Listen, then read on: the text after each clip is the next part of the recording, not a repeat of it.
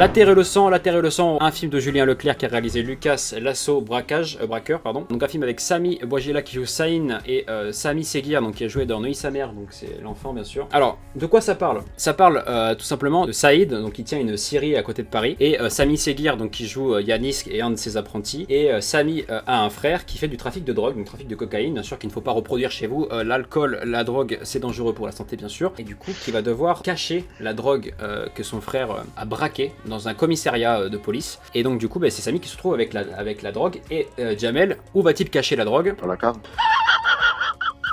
Et non, la grosse surprise du film, c'est qu'il va la cacher dans la scierie. Dans la scierie de Saïd, donc qui a une fille qui s'appelle Sarah, et qui est sourde et muette. Donc là, franchement, on a la totale. En plus, Saïd, il est dans la merde financièrement, il va devoir vendre sa scierie. C'est le bordel, quoi. Il faut savoir que, bien sûr, le frère de Sami a braqué le commissariat pour récupérer de la drogue qui ne lui appartient pas. Qui appartient, bien sûr, à un gros cartel à Paris. La drogue va se retrouver dans la scierie. Alors, ce film me fait penser beaucoup au dernier Rambo Last Blood, je sais pas si tu l'as vu. Ouais, je l'ai vu, ouais. Tu vois, genre, par exemple, c'est Rambo qui doit protéger sa fille. Sa nièce, pardon. Le 3/4 du film va se passer dans la scierie et la forêt qui est juste à côté de la scierie. Le gang en fait qui veut récupérer sa drogue arrive à la scierie. Voilà, ça va être un affrontement dans cette scierie là quoi. Alors le film visuellement et au niveau réel c'est sympa, mais le problème c'est comme je l'ai dit tout à l'heure, ce film est vide. Il est vide de chez vide.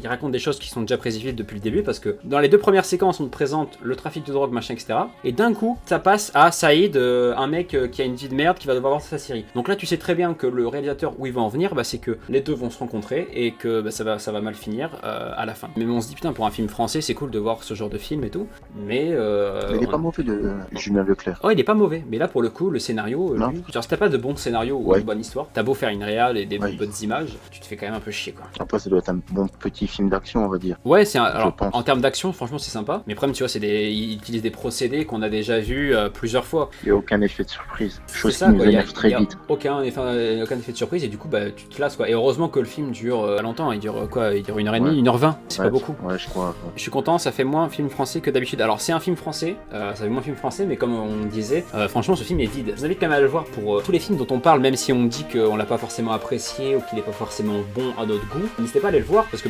chacun fait son propre avis sur les films et donc voilà.